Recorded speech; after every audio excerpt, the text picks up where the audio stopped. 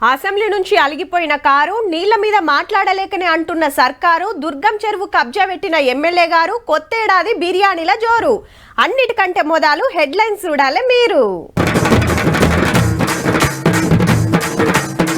అసెంబ్లీలా మూసి మంటలు మురికి గడిగేస్తారట సర్కారోళ్ళు.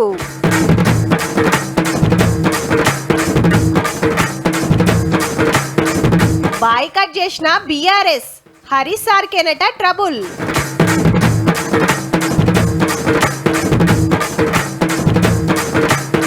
బీఆర్ఎస్ ఎమ్మెల్యే మీద కబ్జా కేసు ప్రభాకర్ రెడ్డి సార్ అంటుండు తూచ్.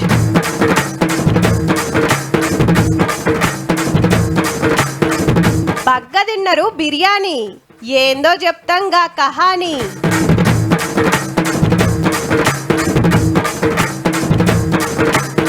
పిల్లలు చూసిండ్రు కుండలు చేసుడు.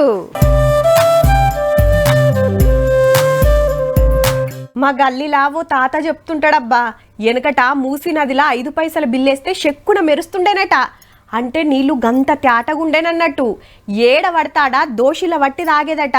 గా నీళ్లు పోతే రోగాల నొప్పులు నయమైతుండేనట. గంత పవర్ ఉండేనట మూసినది నీళ్లు. అనంతగిరి గుట్టల పుట్టి చెట్లు పుట్టలు దాటుకుంటూ వస్తుంటే ఔషధ మూలికలు ఏర్లు కలిసి అంత పనిచేసేదట. పట్నం నడిమిట్ల వారుతుంటే ఎంత అక్కెరొచ్చేది చెప్తుంటాడు పెద్ద మనిషి. మరి ఇప్పుడు మూసి పేరు తలిస్తే చాలు అమ్మో అని ముక్కు మూసుకుంటారు. అసెంబ్లీలో మూసి మంటలు పుట్టినాయి అనుకో రాదుండ్రే. నదిలో మురికి లేకుండా చేస్తాము, గోదావరి నీళ్ళు తెస్తామని సర్కారులో కార్యం పెట్టుకున్నారు కదా, దాని మీద చర్చ నడిచింది. పండించిన ధాన్యాన్ని అమ్ముకోలేనటువంటి పరిస్థితి, వాళ్ళు అమ్ముకున్న ఆ ప్రాంతంలో తిన్నటువంటి వాళ్ళు అనారోగ్యానికి గురేటువంటి పరిస్థితి.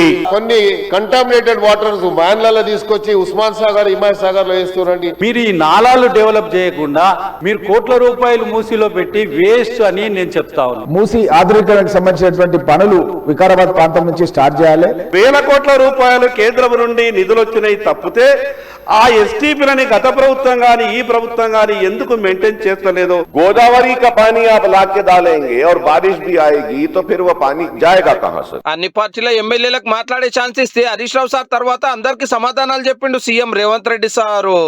మూసీ సుందరీకరణ మీద 1,00,000 కోట్ల 1,50,000 కోట్ల ఎంత ఖర్చు పెడతామనుకుంటుంది ప్రభుత్వం? కన్సల్టెంట్స్ డీటెయిల్ ప్రాజెక్టు రిపోర్ట్ ఇచ్చే వరకు అంచనాలు మేము చెప్పలేము. ఏంటంటే మేము 80,000 పుస్తకాలు చదవలేదు, మాకంత నాలెడ్జ్ లేదు. 14.5 లక్షల రూపాయల డబ్బు ఇవ్వాలి వాళ్ళకు. పాత ఇంటికి R&Bతో ఎస్టిమేట్ చేసి డబ్బులు ఇవ్వాలి. 200 గజాల స్థలంలో కట్టిన ఇల్లు ఇవ్వాలి. మీ ఆస్తి ఏమో అమ్ముతలేనే, నా ఆస్తి కూడా అమ్ముతలేనే. ప్రజలు కట్టిన పన్నుల నుంచి ఆ పేదలకు మంచి మంచి ఇల్లు కట్టిద్దాం, మంచి స్కూళ్లు కట్టిద్దాం, మంచి హాస్పిటల్ కట్టిద్దాం. కానీ మూసీ పేరిట పేదల ఇల్లు కూలిస్తే మాత్రం బీఆర్ఎస్ పార్టీ ఎంత మాత్రం ఒప్పుకోదని. మరి మన వర్షాలు వచ్చినప్పుడు పోయి పండుకునేది ఉండే అధ్యక్ష, పోలేదు. ఏమి లేనప్పుడు పోయి ఆ పక్కన కాలనీలలో వండుకొని వచ్చారు అధ్యక్ష. అంబర్పేట శ్మశాన వాటికి ఉంది కదా అధ్యక్ష, కులిపోయిన శవాలు, కాలిపోయిన సగం సగం కాలిన శవాలు ఉన్నాయి కదా అధ్యక్ష. వీళ్ళందరూ అక్కడ ఉండమని ఉండ్రి, చూడమని ఉండ్రి. ఎవరు ఎన్ని తీరు అడ్డం పడ్డా మూసిని ముద్దుగా చేస్తాము, పబ్లిక్ తిప్పలు తీరుస్తామని ఎట్లా మార్చేది చెప్పుకొచ్చిండు.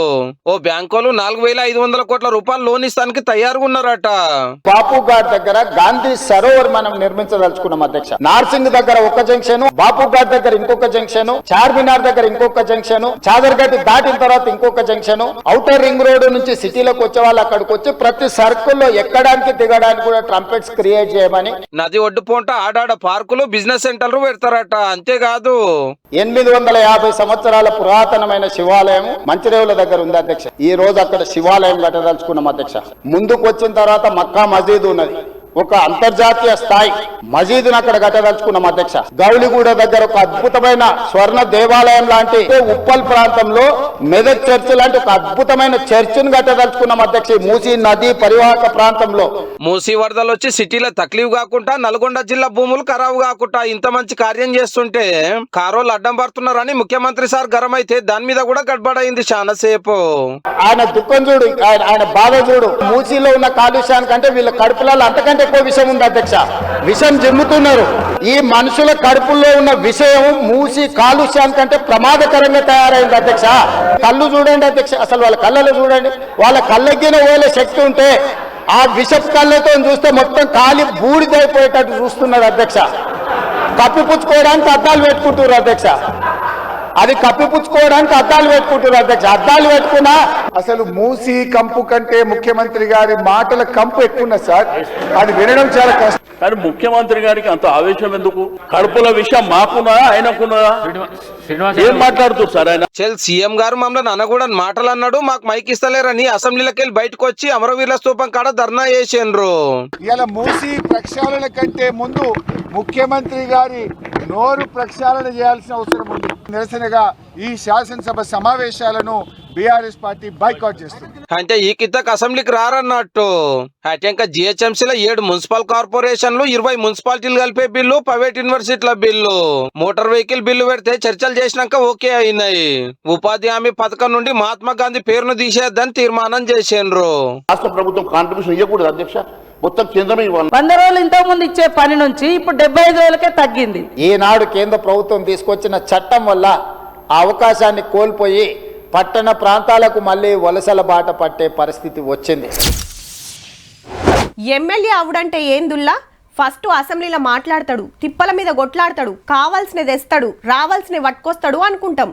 అబ్బా మా ఎమ్మెల్యే సారు ఏమన్నా మాట్లాడిండా అసెంబ్లీలో అని మురిసిపోయేటోళ్ళు కొందరైతే, మా సారు ఒక్కనాడన్నా ఆగుపడడ్రా అని ఫీల్ అయ్యేటోళ్ళు కొందరు. చట్టాలు తయారు చేసే సభల సలహాలు ఇవ్వాల్సిన ఓ ముఖ్యమైన పార్టీల కథ ఎట్లున్నదో చూడుర్రి మరి. ఓ దిక్కు అసెంబ్లీ నడుస్తుంటే బీఆర్ఎస్ కథ ఎట్లున్నదంటే బాపు బాయ్కాడా పార్టీ బాయ్కాటు. ప్రధాన ప్రతిపక్ష లీడర్ ఫస్ట్ నాడు వచ్చి అటెండెన్స్ వేసుకొని అవతల పడ్డాడు ఎమ్మెల్యే పదవికి ఏం కాకుండా. నీళ్ల మీద ఇట్లా కొట్లాడాలి అట్లా మాట్లాడాలని పార్టీలకు సలహాలు ఇచ్చి సభకు తోలితే మూసి మీద మంటలు పుట్టి ఈ షెగకు మేము ఉండలేమని అసెంబ్లీలోకి వెళ్ళి బయటికి వెళ్ళి వచ్చారు. ఈ ప్రభుత్వానికి వైఖరికి, స్పీకర్ గారి వైఖరికి నిరసనగా ఈ శాసనసభ సమావేశాలను బీఆర్ఎస్ పార్టీ బైకాట్ చేస్తుంది. అంటే చలికాలం సభ నడిచినన్ని రోజులు కారు ఎమ్మెల్యేలు రారన్నట్టు. అసెంబ్లీ చాలా ఇయాల్టికి 2వ రోజే. ఫస్ట్ నాడు సంతాప తీర్మానాలకే వాయే. కృష్ణా నీళ్లు, పాలమూరు ప్రాజెక్టు, జిహెచ్ఎంసీల మున్సిపాలిటీల విలీనము, పబ్లిక్ తిప్పాలు, ఇట్లా ఎన్నో చర్చలు చేసేది ఉంటే దమ్ముంటే అసెంబ్లీ పెట్టుకుని మీ సంగతి చూస్తామని సవాల్ చేసిన వాళ్ళు అసలు ఇళ్ళకి జారుకున్నారు. ఇట్లా ఏమైందో మరి రామన్న కూడా రాలేదు ఇవాళ. అయితే సభల కేసీఆర్ తర్వాత పార్టీ పెద్దగా హరీష్ రావు సార్ని పెడితే ఇక సర్కార్ నార్పారార్చుకుంటాడు. ప్రాజెక్టుల గురించి బగ్గ తెలిసిన మనిషిని బీఆర్ఎస్ ఎమ్మెల్యేలు అంతా సంబరపడ్డారు. ఇంతలనే అధ్యక్షుల వారి నుంచి ఏం ఆర్డర్ వచ్చిందో గానీ అసెంబ్లీకే పోతలేరు. మొన్న డిప్యూటీ ఫ్లోర్ లీడర్ పదవిచ్చుడేంది, ఇలా తండ్రి కొడుకులు దుమ్మాలు కొట్టుడేంది, సీనియర్ లీడర్ మాట్లాడనీయకుండా అసెంబ్లీ బాయ్కాట్ చేసుడేంది. కవితమ్మ కూడా హరీష్ రావుకే సూటి పెట్టే. ఈ బబుల్ షూటర్స్ గా చెప్పుకునేటటువంటి వాళ్లకు డిప్యూటీ ఫ్లోర్ లీడర్ పదవులు ఇచ్చి మరి వారితో జవాబు చెప్పిద్దామంటే ప్రజలకైతే విషయం అర్థం కాదు, మ్యాటర్ పోదు. మరి బబుల్ షూటర్ల వల్లనే ఈ ట్రబుల్ అంతా వచ్చింది. ఇక ఏమున్నది, ట్రబుల్ షూటర్ కు పార్టీలనే ట్రబుల్ వచ్చిందని గుసగుసలు వినబడుతున్నాయి గులాబీ భవన్ లా. పార్టీల మెయిన్ లీడర్ గిన్ని గనమంటున్నా కేసీఆర్ సారో కేటీఆర్ గారో కవితక్కని ఒక్క మాట అంటలేరు. ఒకవైపు పదవి ఇచ్చినట్టే హరీష్ రావు గారికి ఇచ్చి, ఇంకోవైపు శాసనసభ అయిపోయేదాకా ఆయన వాయిస్ వినబడొద్దు, ఆయన ముఖం ప్రజలలో కనబడొద్దు అని చెప్పి కుట్ర చేసినట్టుగా నాకు అనిపిస్తా ఉంది. ఇంకోవైపు బయట ఉండి కవితమ్మ మీరు అసెంబ్లీలోనే చెప్పాల్సి ఉండే, ఎందుకు చెప్పలేదు పారిపోయిండు అని ఆమంటది. ఏం జరుగుతుంది రాబోయే కల్వకుంట్ల కుటుంబంలో? ఆకలైతే అన్నం దిక్కు, నాలుకే సప్ప పడితే చికెన్ దిక్కు చూసే రోజులు పోయినాయి మచ్చా. ఫోన్ తీసినమా, ఆర్డర్ పెట్టినమా గంతే. పొద్దుముక పొయ్యి ముట్టించుడెందుకు దండగా, కమ్మటి బిర్యానీ ఉండగా గుడ్డు కావాలని ఒకరు, లెగ్ పీస్ కావాలని ఇంకొకరు, నలుగురికి 4 తీర్ల వండడం కుదరడం లేదా? అయితే గిదొక్కటి చాలు, ఫ్యామిలీ మొత్తం ఫుల్ హ్యాపీ అన్నట్టుందుల్లా జమానా. బీర్లు గుంజుడే అనుకున్నాం, బిర్యానీలు కూడా బాగానే కుమ్మిన్రుల్లా. దేశమంతా ఆన్లైన్ లా నిమిషానికి 1300 ఆర్డర్లు వచ్చినాయంటే చూడుండ్రిగా. అంటే 78,000 పార్సల్లు. ఇది స్విగ్గీ లెక్క. 31st ఒక్కనాడే 3 లక్షల బిర్యానీలు సప్లై చేసిండ్రట. ఇక జొమాటో, కర్మ యాప్లు, హోటళ్లు, రెస్టారెంట్లు కలుపుకుంటే హల్కగా ట్రిపుల్ ఉంటుండొచ్చు, కావచ్చు కూడా. మన కాడనే చూడ రాదుండ్రి ఎట్లెగబడ్డరో. చికెన్ తెచ్చుడు, గోలిచ్చుడు, మళ్ళా అన్నం వండుడు, గిదంతా ఎందుకని గరం గరం బిర్యానీలకు తాకుడు తాకితే హండీలే కథమైనాయి. Single, double, family pack, jumbo pack ఏదంటే అది. ఫోన్లో ఆర్డర్ పెట్టి అటు ఇటు చూసేటరకు ఇంటికొచ్చే పార్సల్. అర్ధమరాత్రి దాకా ఫుల్ గిరాకీ. హోటళ్లకే కాదు, సప్లై చేసేటోళ్ళకు కూడా పడతలు మంచిగానే పడ్డాయట. బిర్యానీ తర్వాత 2 లక్షల పిజ్జాలు, బర్గర్లు గుమ్మేసిండ్రట. కొందరు మిఠాయిలు కాయ చేసిరట. తాగాలట నోరు తీపి చేసుకోవాలని. ముచ్చట చెప్తుంటే అబ్బా ఈ చలికి గరం గరం బిర్యానీ తింటే బాగుండే అనిపిస్తుందిలే. అట్లుంటది మళ్ళా బిర్యానీ అంటే.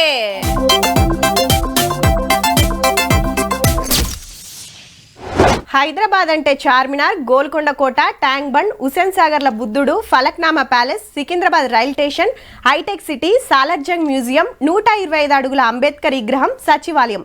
గివ్వే కాకుండా ఇంకోటిగిన బగ్గ చూపిస్తున్నారు ఈ నడుమ. ఏంటిదది అంటారా? తీగల బిజ్జి. కారు ఎమ్మెల్యే కొత్త ప్రభాకర్ రెడ్డి సార్ మీద భూ కబ్జా కేసు అయ్యింది. హైదరాబాద్ లో దుర్గం చెరువును అమ్ముకున్నట. మరి ఒడ్డుపోట మచ్చి పోసుకుంటా 5 ఎకరాలు మింగేసిరట చెరువును.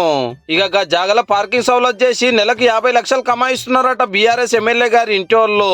ఈ నడుమ హైడ్రాకు కంప్లైంట్ అందే వరకు మొన్ననే బుల్డోజర్ దిగిగా మొత్తం చిల్లర కలర్ చేసి అమ్ముకున్న 5 ఎకరాలు నిడిపించి బందోబస్తు చేసిండ్రు. ఇదంతా కొత్త ప్రభాకర్ రెడ్డి గారు చేసిండ్రని హైడ్రా ఆఫీసర్లకు ఫిర్యాదు అయితే మాదాపూర్ పోలీస్ స్టేషన్ కేసు కట్టి ఎంక్వైరీ చేస్తున్నారు. ఇక ఇదే ముచ్చట ఎమ్మెల్యే గారిని అడిగితే లేలే నేనెందుకు కబ్జా పెడతా, దొంగ కేసులు బనాయిస్తురు అంటున్నాడు. అప్పట్లో 160 ఎకరాలు వరుసుకున్న దుర్గం చెరువును అటింత ఇటింత కబ్జాలు పెట్టుకుంటా ఇంత లోపటికి గుసాయిస్తే 116 ఎకరాలు మిగిలింది. ఇప్పుడు ఇది ఒకటే కాదు, సిటీలో బొచ్చటి చెరువులు కుంటలు కాపాడే కార్యం పెట్టుకున్నారు. కబ్జాలు కథం చేస్తుడు, నీళ్ళని నింపుడు, చుట్టూరా పార్కులు జిమ్ములు పెట్టు నడుస్తుంది.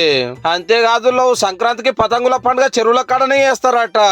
హైడ్రా వచ్చిన ఈ ఏడాదిన్నరలో 50,000 కోట్ల రూపాయల ఆస్తులు కాపాడినందుకే సిటీ పబ్లిక్ అంతా జైలు వలుకుతున్నారు.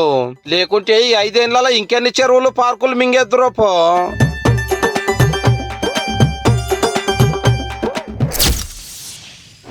దేవుడా 10ల పాస్ అయితే నీకు నెత్తెంటికలు ఇస్తా.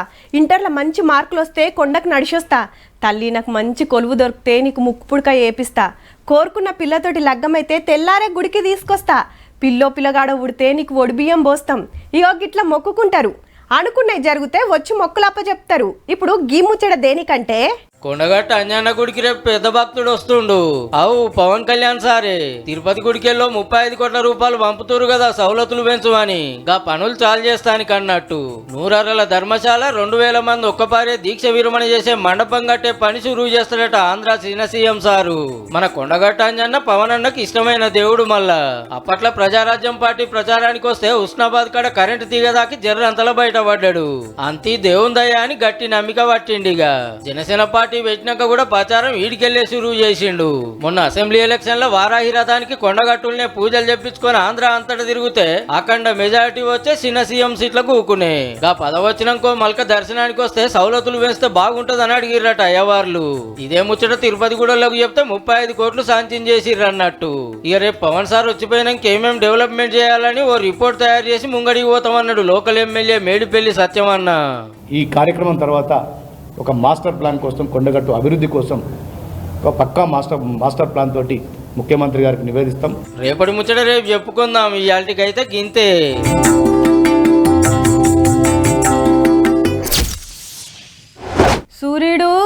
సూర్యుడు బేగి రారా, అవతల బస్సుకి యాళ్ళైపోతుంది. ఇయాళ్ళప్పుడు యాడిపోయినవురా సూర్యుడు? ఆలకిత్తున్నావా? గొంతార్చుకపోతుంది. యాడిపోయినవురా సూర్యుడు? ఎవరన్నా మా సూర్యుడు ఏడున్నాడో పిలవండి బాబు. సత్తన్న, ఓ సత్తన్న, మా సూర్యుడిగా నాటు వచ్చినాడా? ఏందిది ఎవ్వరు వలకరేందయ్యా అని మొగ్గులు దిక్కు చూసినట్టే ఉందబ్బా ఇప్పటి పరిస్థితి.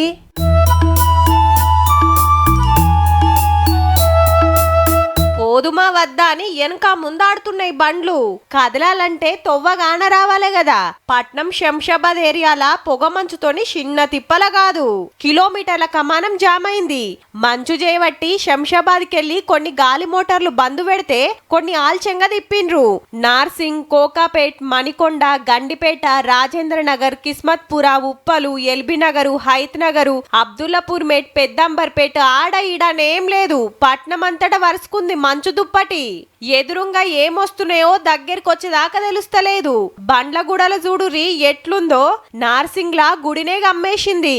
పొద్దుగాల 9 దాటినా లైట్లేసుకునే పోతున్నారంతా.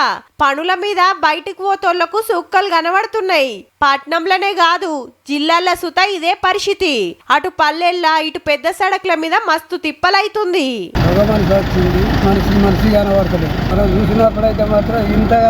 ఇన్ని సంవత్సరాల లోపల ఇలాంటిది ఎప్పుడు చూడలేదు. రోడ్డు కనబడడం లేదు, 8 దాటినా ఇంకా పోలేదు మంచు. తొవ్వ కనబడక ఆడాడ టక్కర్లు అవుతున్నాయి కూడా. ఇగమేమన్నా తక్కువ ఉన్నదా? బొంతలు మురుసుకుంటే పొద్దుగాల లేవాలంటేనే వశపడతలేదు. ఓ దిక్కు మంచు, ఇంకో దిక్కు చలితోటి తెలంగాణ అంతా గజ్జున వణుకుతుంది. ఇంకో 4-5 రోజులు గిట్లనే ఉంటదట. జర పైలం మరి.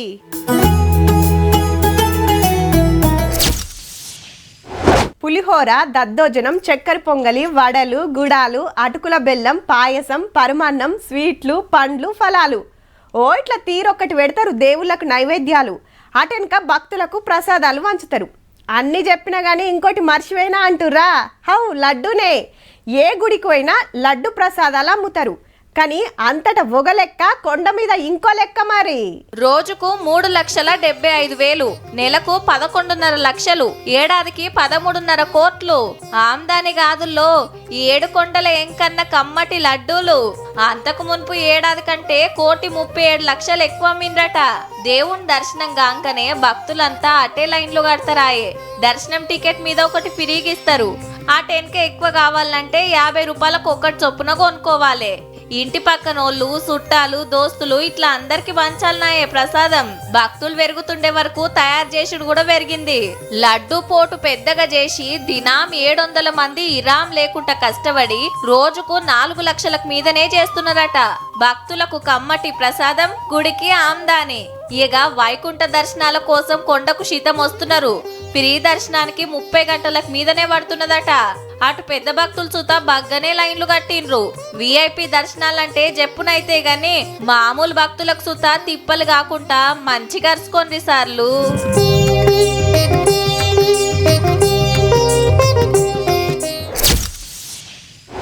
అన్నం ఎట్లుండాలని పిల్లలు అడిగితే గిన్నెలా ఓ కప్పు బియ్యం పోయాలి, కడగాలి, ఆ నీళ్ళు వంపేసి మళ్ళీ వేరే పోయాలి, పొయ్యి ముట్టించి గిన్నె పెట్టాలి. జరసేపటికి పొంగొస్తుంది. ఉడికిందో లేదో ఓ మెతుకు చూసి గంజి వంపితే అయిపోయాని చెప్తే ఏమన్నా అర్థమవుతుందా? అదే వండేటప్పుడు వంటరాలకు పట్టుకపోతే చూసి అల్కగా నేర్చుకుంటారు. బడి పాఠాలైనా అంతే. ఎంతసేపు బోర్డు మీదే కాకుండా గిట్ల కూడా చెప్పాలి అప్పుడప్పుడు.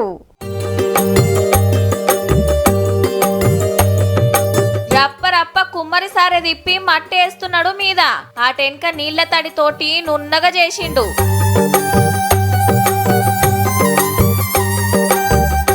ఇక ఒడుపుతోటి చిన్నగా కుండ తయారు చేస్తుంటే ఇంట్రెస్టింగ్ గా చూసిండ్రు ఈ స్కూల్ పిల్లలు.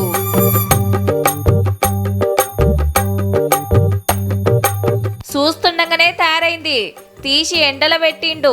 కరీంనగర్ జిల్లా ఒద్యారంలా 8వ తరగతి పోయిలా కుల వృత్తుల మీద పాఠం ఉంటే ఉత్తగా బోర్డు మీద చెప్పుడు కాదని ఊర్లకు తీసుకుపోయి చూపించిండు head master Prabhakar Rao sir.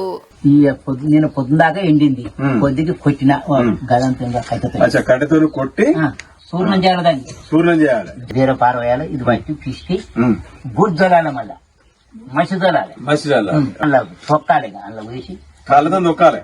గట్ల తయారు చేసుకున్న మట్టిని కుమ్మరి సారె మీద పెట్టి కుండెలు, కంచులు, నీళ్ల బాటిళ్లు ఏదంటే అది తయారు చేస్తారట. అటెనక పచ్చి ఎండలు ఆరబెట్టి కుమ్మరి వామిల గాలిస్తే గిట్లయితాయి. కూర కాచుడు ఇప్పుడు అల్యూమినియం గిన్నెల వండిన దానికంటే దీనిలో వండితే కమ్మ ఉంటుంది కదా, మంచిగా చేపల పులుసు కానీ అవును చేపల పులుసు బాగుంటుంది, చేపల పులుసు మంచిగా. వ్యవసాయం గురించి చెప్తానికి పొలానికి తీసుకుపోయినట్టే కుల వృత్తుల గురించి చెప్తానికి వాళ్ళు చేసే పని కాడికొచ్చిండ్రన్నట్టు. ఏదైనా వయల చదివిన దానికంటే చూస్తేనే ఎక్కువ నేర్చుకుంటారు కదా మరి.